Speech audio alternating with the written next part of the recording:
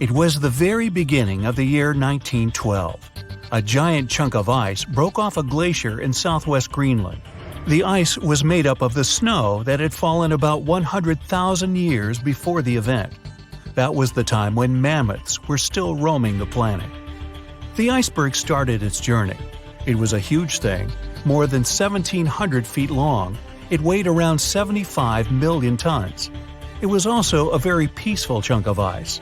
It steered clear of ships and busy transport routes, not that there were many in the place where the iceberg was born. And then, it somehow floated much further to the south than other bergs did. Our iceberg was lucky. Others melt long before they get to these latitudes. Out of 15,000 to 30,000 icebergs that drift away from Greenland's glaciers, only 1% ever makes it all the way to the Atlantic. That's why it's so amazing that in April, our iceberg the Traveler was already more than 5,000 miles away from the Arctic Circle. Even after melting into the water for months, this block of ice still weighed an impressive 1.5 million tons. It's almost twice as much as the Golden Gate Bridge. The iceberg's top part was towering over the surface of the ocean for more than 100 feet. And still, if you noticed it floating next to your ocean liner, it would have looked harmless, but only at first glance. Like only a tiny part of a jumbo piece of ice. The largest part of any iceberg is always hidden under the surface. A mere 1/10 is normally visible above the water, and the berg we're talking about wasn't an exception. Several days before our iceberg made it to the Atlantic Ocean, a magnificent ship left port. It was a luxurious steamship carrying more than 3,000 passengers and crew members. At that time, it was the largest ship ever built. The liner was called the Titanic. It was considered unsinkable. At the very beginning of its journey, it nearly collided with the steamship New York. Luckily, the Titanic managed to pass by the other vessel with a couple of feet to spare. The people crowding the liner's decks let out a collective sigh of relief. Little did they know what was awaiting them in the nearest future.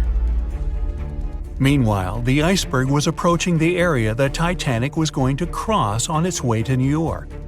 It happened on April 14th, when the ship was in the North Atlantic Ocean, 370 miles away from Newfoundland. At about 11:40 p.m., people who were still awake on board the Titanic toppled down, pushed over by some mysterious and powerful force. Those who had already gone to bed got catapulted to the floor. Both the passengers and crew members were screaming, panicky, and confused. Just minutes before the commotion started, an iceberg had appeared right in front of the ship. It was our wandering iceberg. Why hadn't the crew noticed it earlier? There might have been several reasons. I'll tell you about them a bit later. Anyway, once the liner collided with a huge chunk of ice, it was doomed. Unable to divert its course, the ship ruptured at least 5 of its hull compartments. They started to fill with water with alarming speed. The Titanic's compartments weren't capped at the top. That's why the water spilled over and started to flood each succeeding one. The front of the ship began to sink, causing the back part to lift vertically into the air. And then, with a deafening roar, the liner broke in half. The rest is history. But few people know what happened to the iceberg after the ship had hit it. It gets us back to the question of why no one had spotted the floating ice mountain until it was too late. Let's track the events of that fateful day. At around 6 p.m., Captain Smith finally decides to change the Titanic's course. He's been receiving iceberg warnings throughout the entire day. The ship starts to head further to the south, but the speed remains the same. At 9:40 p.m., another ship informs Titanic about a vast ice field packed with icebergs. Unfortunately, this message never reaches the liner's bridge. At about 11 p.m., yet another steamship radios Titanic. They say the ice has surrounded them, making their ship stop. This message also gets ignored. Meanwhile, most of the passengers on the luxury liner have already retired to their rooms. At 11:35, the sailors in Titanic's crow's nest notice the iceberg. They ring the bell 3 times, which means something's ahead. Then they call the bridge. The engines get reversed and the doors to the supposedly watertight compartments close. Just 5 minutes later, the huge liner's starboard side collides with the iceberg. The mailroom begins to fill with water. Soon other reports come. They don't sound encouraging. At least 5 other compartments are flooded. It becomes clear Titanic has just a few hours before it sinks. The night was exceptionally calm, with no moonlight, no wind, and no waves. And since the waves weren't breaking against the iceberg, it was difficult to perceive the giant. But there's also a theory that what sank Titanic was a black bird. If you had to draw an iceberg, I bet it would be a white, towering chunk of ice covered with snow. But those who have visited Antarctica know that icebergs come in millions of hues. They can be multicolored, patterned, or striped like candies. Icebergs can also be black. There are 2 ways such an unusually colored shard of ice can form. First, the ice might be extremely pure, with no air bubbles or cracks whatsoever. In this case, there's nothing to scatter the light. The iceberg will absorb it all and look black. Or an erupting volcano can cover a glacier with volcanic ash. Then the ice that breaks off this glacier will be dark-colored too. Experts don't know the true reason why Titanic's iceberg looks so dark, or whether it was really the case. But one of the sailors who was in the crow's nest testified the ice was black. The other said it was either gray or dark gray. There's nothing exciting or mysterious about the so-called black bergs. They're icebergs that roll over after their top part is melted, which changes the weight distribution. If their lower part is smooth enough to absorb light, they look dark. Plus, they usually aren't exposed to the air long enough for the white frost to build up. But let's say this theory is wrong, and the iceberg wasn't actually black. And still, the only reason why you see things is because light gets reflected from them. The less light there is, the less likely you are to notice something. The ocean surface will always reflect the moon and starlight, but an irregularly shaped, almost vertical iceberg will have fewer chances of doing so. That's why it'll look almost black against the glimmering water surface. At night, icebergs can be rather difficult to detect without a radar. In any case, our iceberg wasn't noticed in time. Titanic crashed into it and sank. End of story? Apparently not. On April 15th, the German ocean liner SS Prinz Albert was sailing through the North Atlantic. It was traveling a few miles away from the place where Titanic had sunk several hours before. The German ship's chief steward, who hadn't learned about the disaster yet, saw an iceberg. What drew his attention was a fairly large streak of red paint going along the iceberg's base. Surprised, the man took a photo of his discovery. He thought the paint meant a ship hit the iceberg during the past 12 hours. The next person who saw the infamous chunk of ice and took its photo was the captain of the vessel used to lay deep-sea telecommunications cables. The ship was sent to help in the area where Titanic had sunk. The captain later claimed the iceberg he had seen had been the only one in that area. Plus, the red paint. It wasn't difficult to connect the dots. In 2015, one of these photos was sold at auction for more than $32,000. And still, experts are unsure whether the image really shows the infamous block of ice. It might be another innocent iceberg that was floating nearby at that time. It was 11:39 at night when the Titanic's lookout shouted, "Iceberg, right ahead!" Swift action on the bridge to reduce speed and change the ship's course didn't help, and you already know how the story ends. Since then, we've regarded what happened to Titanic as a once-in-a-lifetime event. Is it though? The Titanic sank in 1912. Forget about fancy GPSs or weather satellites. At the time, ships were responsible for warning each other about the location of icebergs, like a "hey man, trust me on this" situation. Then the Titanic disaster happened. To call it a disaster is an understatement, so specialists felt the need to form an organization to avoid this kind of accident happening again. That's why, a year later, they created the International Ice Patrol, or IIP for short. Up to this day, this group has been responsible for giving ships advanced warnings about ice threats.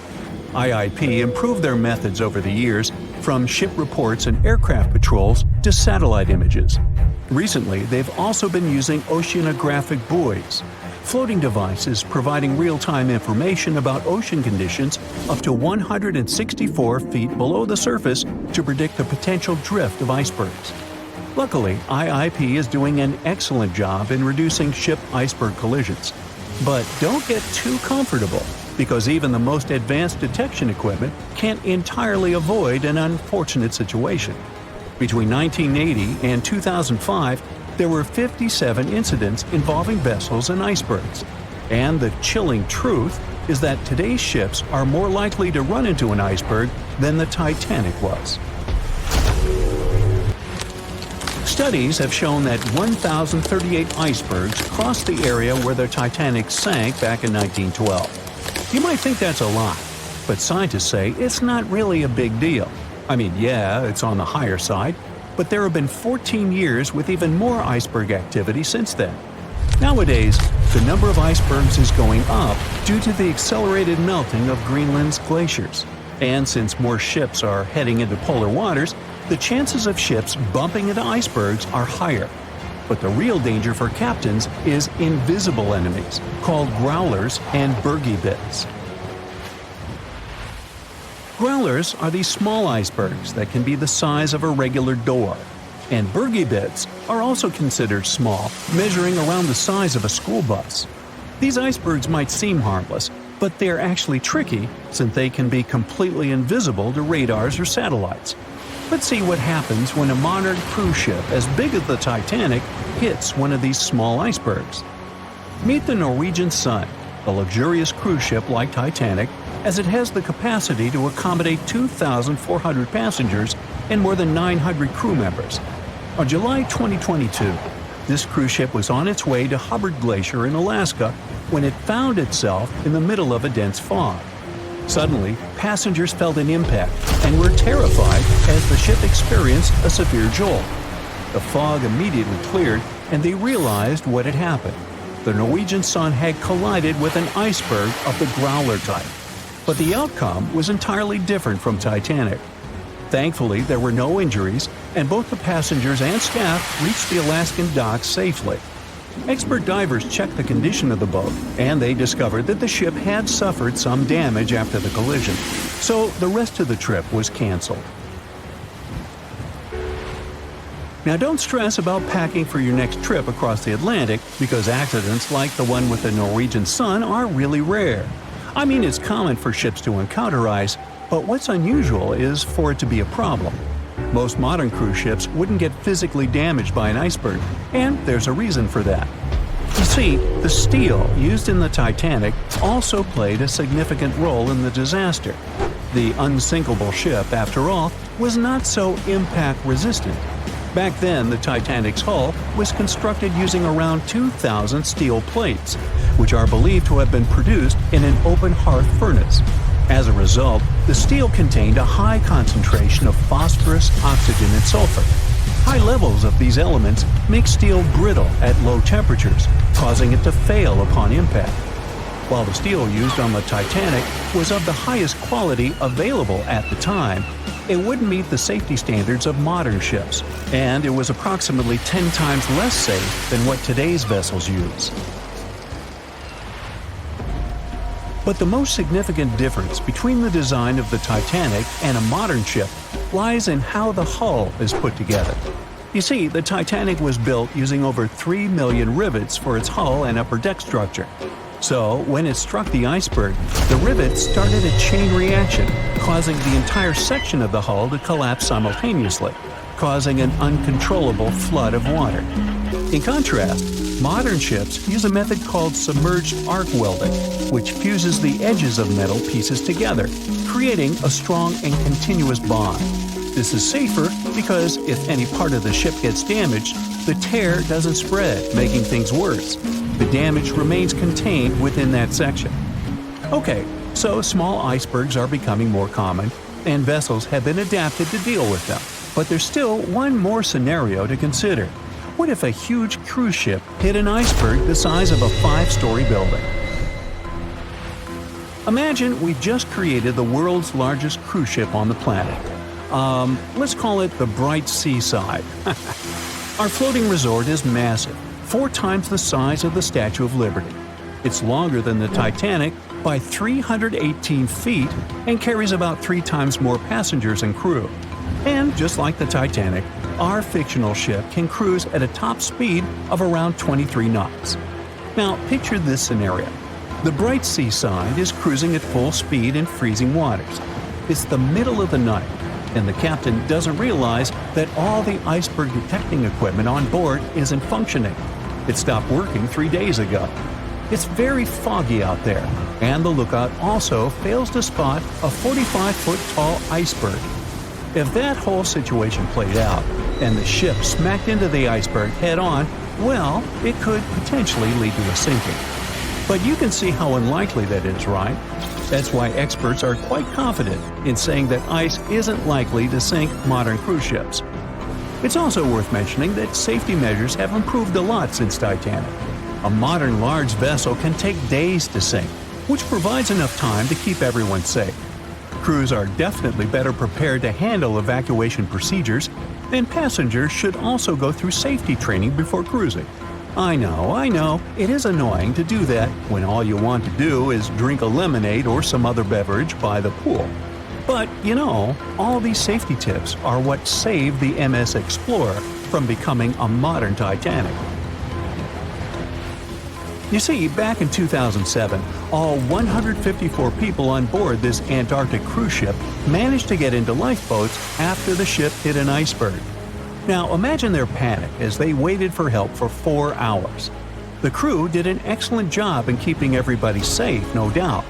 But a report that came out 2 years later said that the MS Explorer accident had happened because of the inexperience of the captain, who had pushed the ship too fast into a wall of ice in the freezing waters of Antarctica.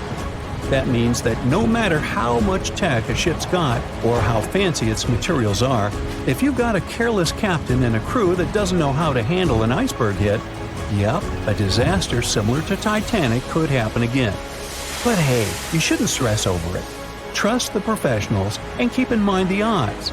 In the last 30 years, the MS Explorer was the only cruise ship that sank thanks to an iceberg, and everyone survived. So kick back and enjoy your sea vacation.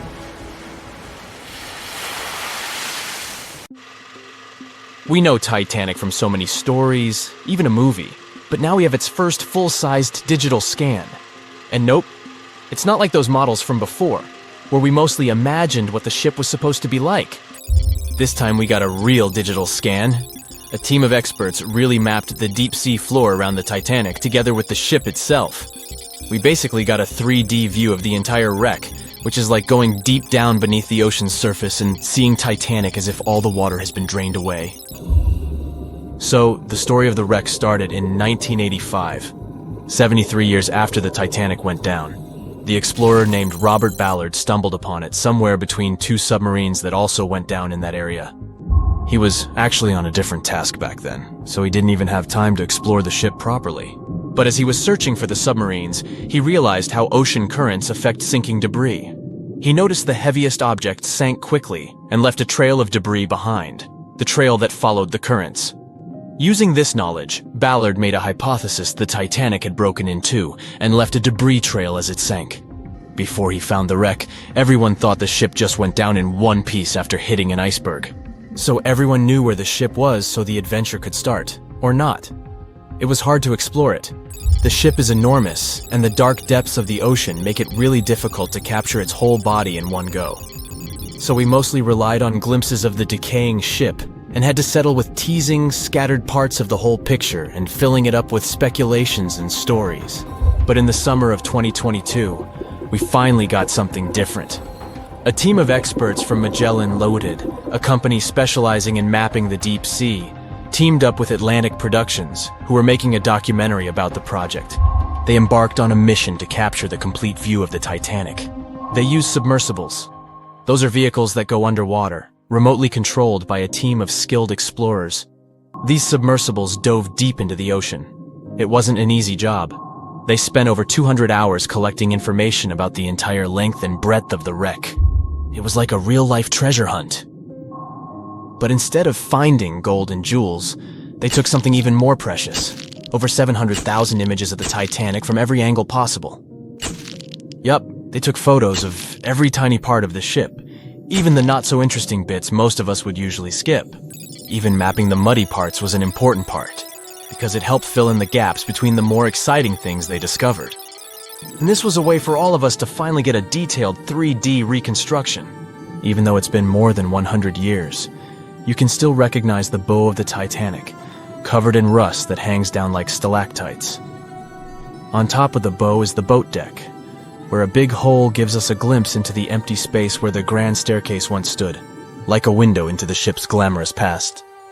Its stern is now a wild mess of twisted metal. As the Titanic went down, this part collapsed and spiraled into the seabed. The bow and the stern ended up separated by about 2,600 feet. There's a vast field of debris surrounding this giant, stuck on the seafloor. This debris is like a scattered treasure trove, full of intricate metalwork from the ship, statues, and even unopened champagne bottles. There are also personal belongings that went down together with the ship, like dozens of shoes resting across the seafloor. It was a tough task to do, go down and take all those pictures. It may not sound that hard at first, considering it was the vehicle that really immersed itself into such deep parts of the ocean, not the people. But studying the ocean is hard. We haven't explored, mapped, or even seen over 80% of it. The conditions are harsh, and the pressure becomes more intense the deeper you go. And their vehicle had to dive down to nearly 13,120 feet below the surface. That's like 12 Eiffel Towers stacked on top of each other. Plus, you have strong currents in that area, so it was probably like trying to navigate through a watery maze. And submersibles weren't supposed to touch anything. Even the slightest wrong step can damage the wreck that was already so fragile. It seems like the Titanic is frozen in time, so it will always be there waiting for us. But in reality, it's slowly disappearing. It's pretty obvious that the ocean water ruined it considering how long it has been down there. But it's not just that. The wreck itself has become a home for a specific type of bacteria Halomonas titanicae that even got named after the famous ship. These bacteria have a special ability. They can survive inside rusty formations known as rusticles. They kind of look like icicles, those spikes of ice that form when water falls from something and freezes. These bacteria have a taste for iron, which is abundant in the ship's hull. For them, it's like a real buffet down there. And as time goes by, these bacteria will keep eating away at the iron in the ship, bit by bit, until one day, the feast comes to an end and the whole ship is gone. It's like a slow but steady recycling process. So this 3D model we got because of the hardworking team and technology comes at the best time because we never know how much time we have left with exploring the famous wreck. This time we might even understand the collision with the iceberg better. You know how movies always show the Titanic hitting the iceberg on its right side? Well, we can't even be certain about that. The scans could help us figure out if the ship actually grounded on the iceberg, like getting stuck on it. We can study the stern and analyze how the Titanic struck the seafloor. That will also help us understand what really happened during the sinking. Maybe we'll get a chance to discover if there was really a strong fire that sealed the fate of the Titanic. One theory says that the coal fire had been raging for a whole 3 weeks before the ship even took its first and last trip. And this could have made its hull weaker, which means most of the work was done. The iceberg just delivered the final blow. If there even was an iceberg, as some people wonder. There's an alternative theory they suggested where the Titanic may have actually hit a hidden mass of pack ice instead of a typical iceberg. Pack ice is made up of large sheets of ice that float near the ocean's surface and can be difficult to spot. They believe this pack ice might have drifted into the Atlantic from the Arctic Ocean. According to one professional mariner, Captain L.M. Collins, that stands up with that idea. If the Titanic had struck a regular iceberg, the ship would have sunk much more quickly than it did. And since the Titanic managed to stay on the surface for a relatively long period of time, less than 3 hours, maybe this was a different type of collision. The mariner also said there are differences in what people said they saw when the Titanic sank. He thinks these differences might be because of optical illusions.